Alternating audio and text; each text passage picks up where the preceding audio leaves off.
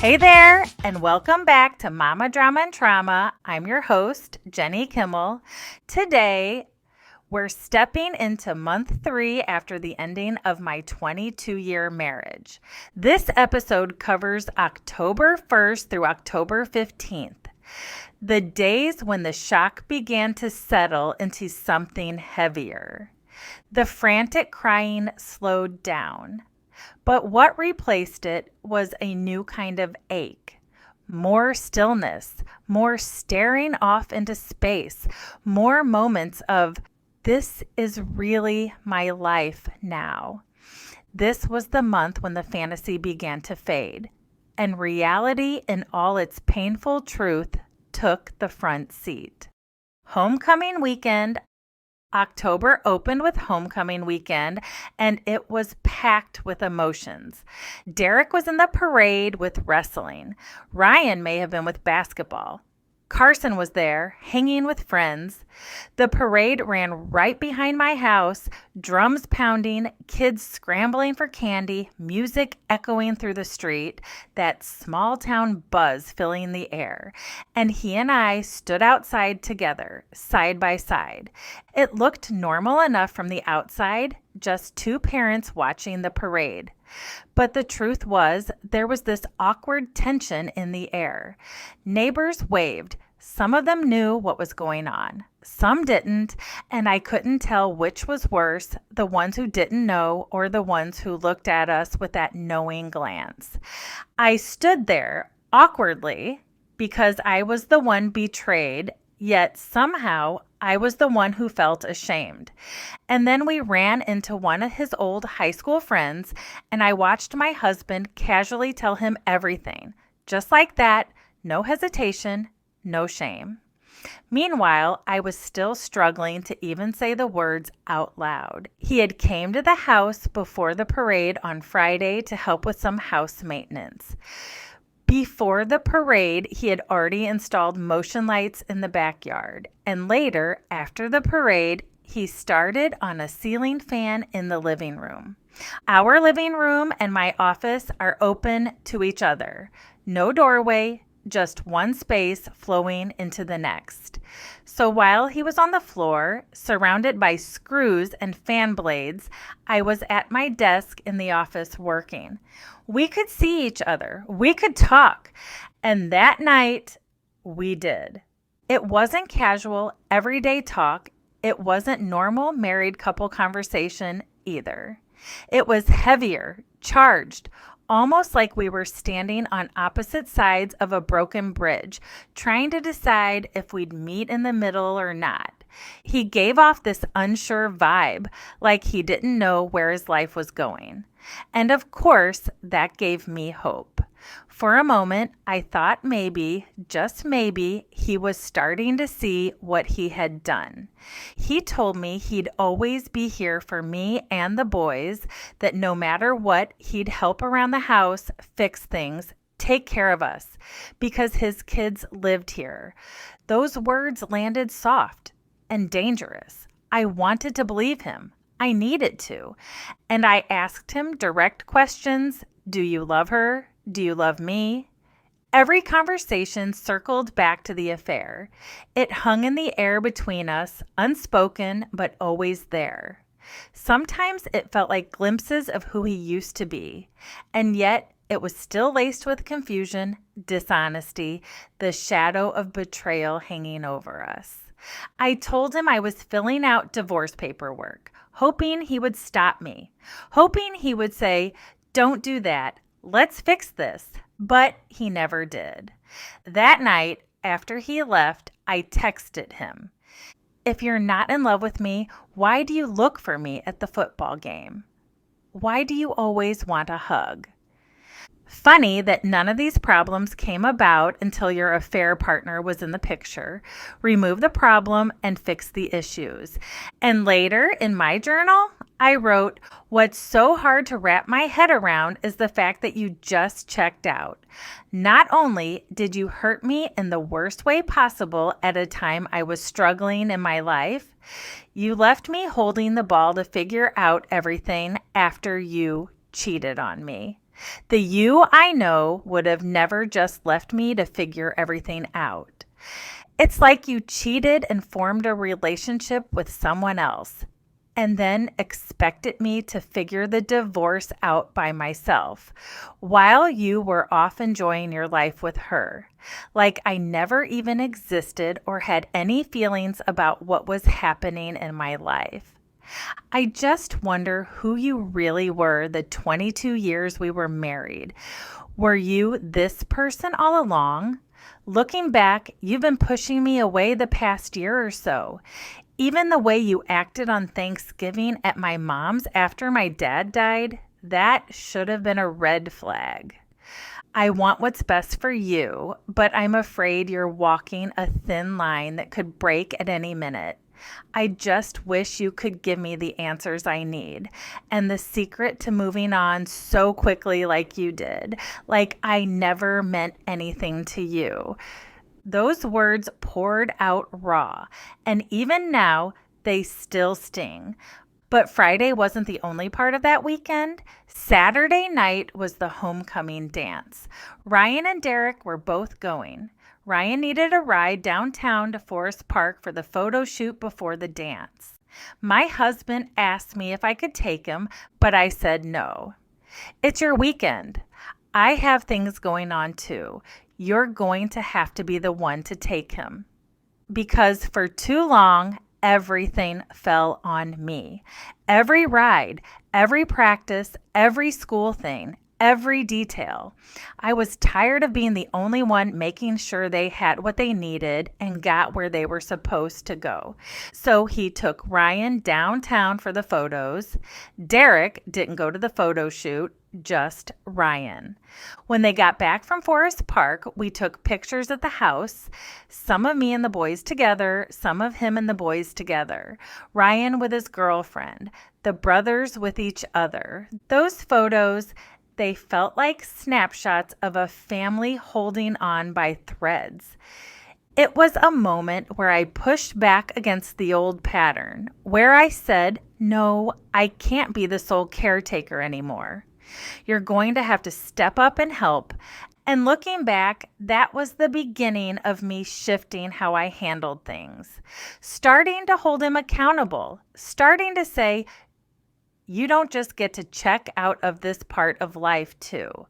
Of course, that responsibility was short-lived because before long, Ryan and Derek would get their licenses and rides to dances and practices and games wouldn't be an issue anymore. But in October, it mattered. It mattered that he showed up for the boys. That whole weekend was a roller coaster. Homecoming parades, dances, family photos, ceiling fans, conversations that gave me hope one moment and crushed me the next. Thanksgiving 2022 flashback. Thanksgiving, it was supposed to be about family, about togetherness, but looking back, that day should have been a red flag. It was the first Thanksgiving without my dad. We were all still grieving the very recent loss of him. My mom was trying to hold it together. We were all still so fragile. The whole day felt heavy with loss. And instead of stepping in, instead of showing up for me, he pulled away. I remember watching him at my mom's house, surrounded by family, food on the table, the sound of dishes clinking, kids laughing in the background. And yet he was distant, cold, almost like he couldn't wait to get out of there.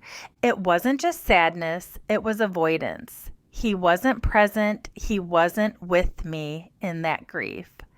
I needed him to sit beside me, to put his arm around me, to say, we'll get through this together.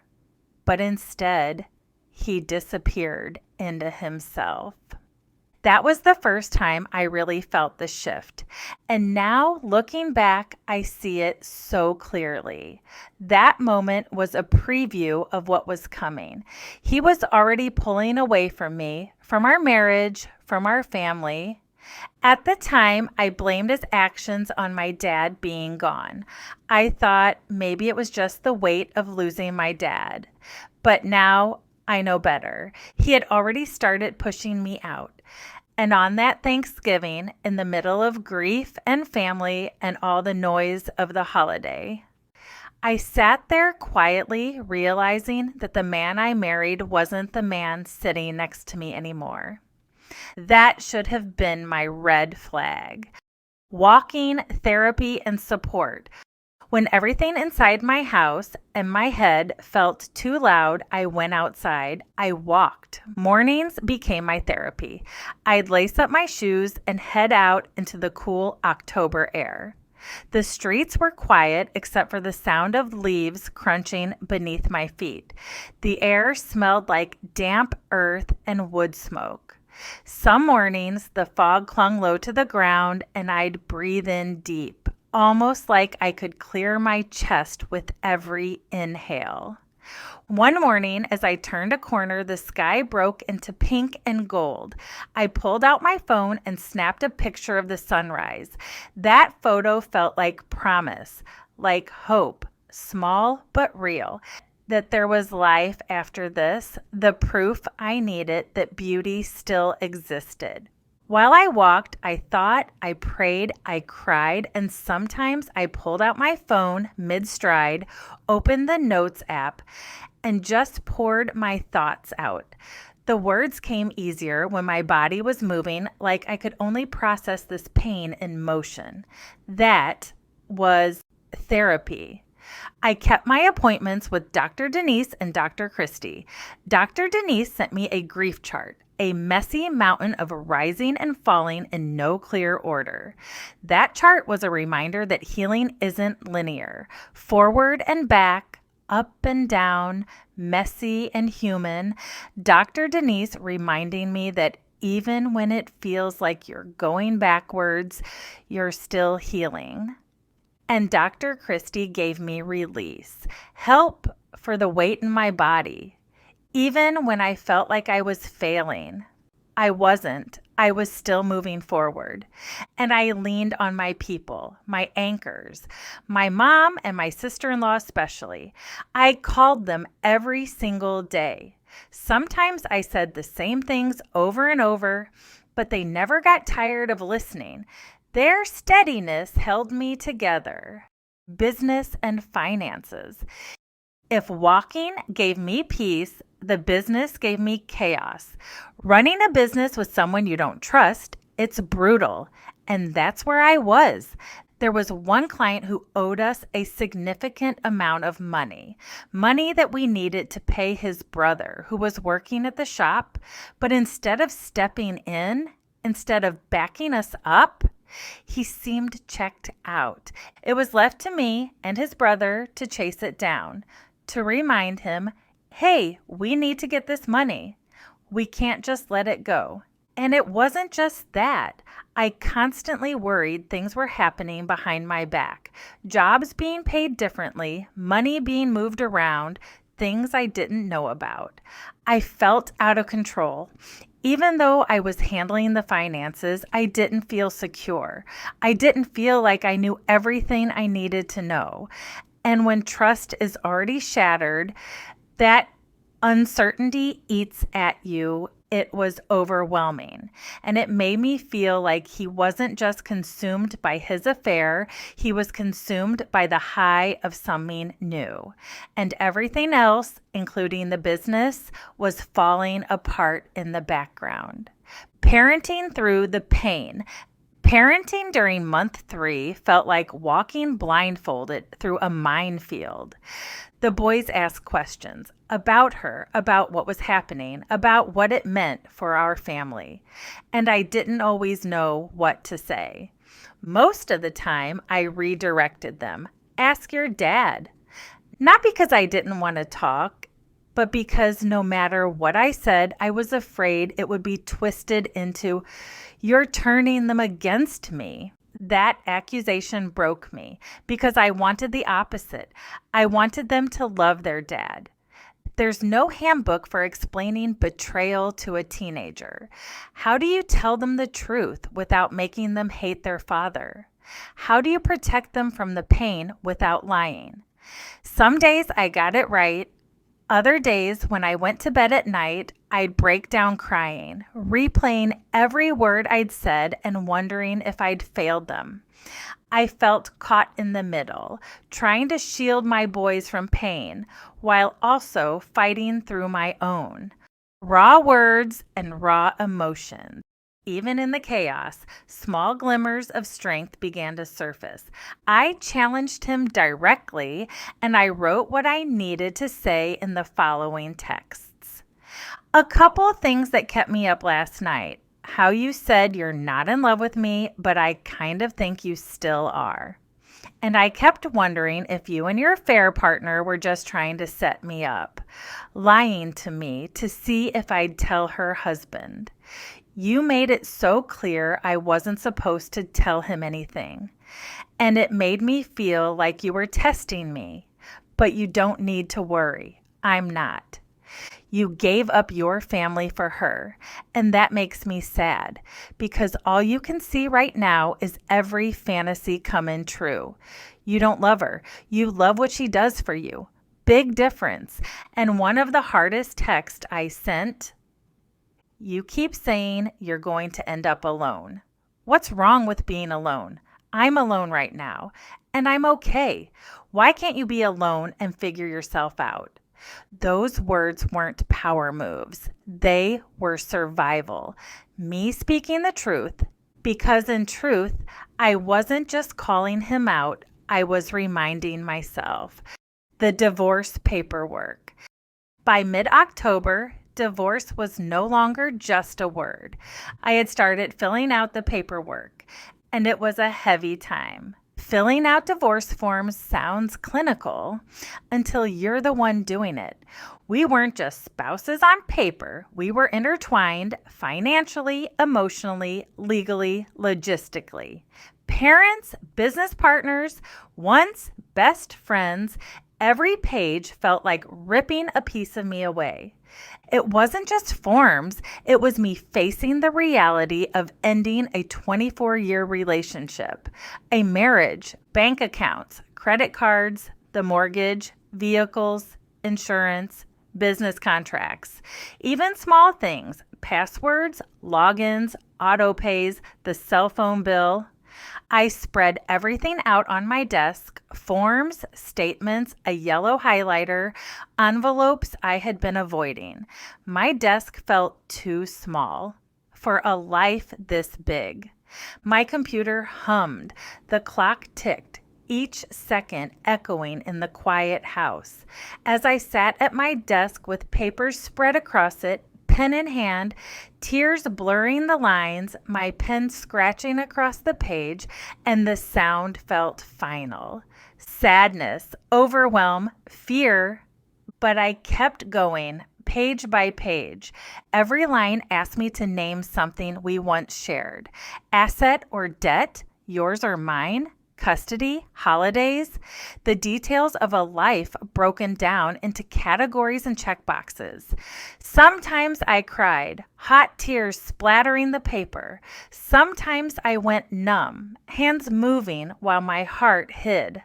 I wrote my name, his, the boys, again and again until the letters blurred into strangers. I noticed small, ordinary things that hit like a punch. The papery dust on my fingertips, the faint smell of ink, the harsh light above me, the dryer buzzing in the background. Normal life went on while I sat at my desk dismantling the shape of my life. It wasn't just dividing assets, it was facing the truth. A 24-year relationship, a marriage, and a friendship was coming to an end. I wasn't filing yet, but preparing to, gathering bank statements, account numbers, digging for passwords, sorting through contracts. This was all enough to split me wide open. It was the beginning of the end. Page by page, line by line, and that's where we'll leave this episode until next time. Month 3 wasn't just heartbreak. It was the slow sinking into reality. The moment when I realized this wasn't a nightmare I was going to wake up from. This was my life now. And yet I kept walking. I kept calling the people who loved me. I kept showing up for my kids. And I started filling out the papers that would change my life forever. But filing, that's a story for episode 8. Until next time, take care of you. You are strong, you are worthy, and your story matters.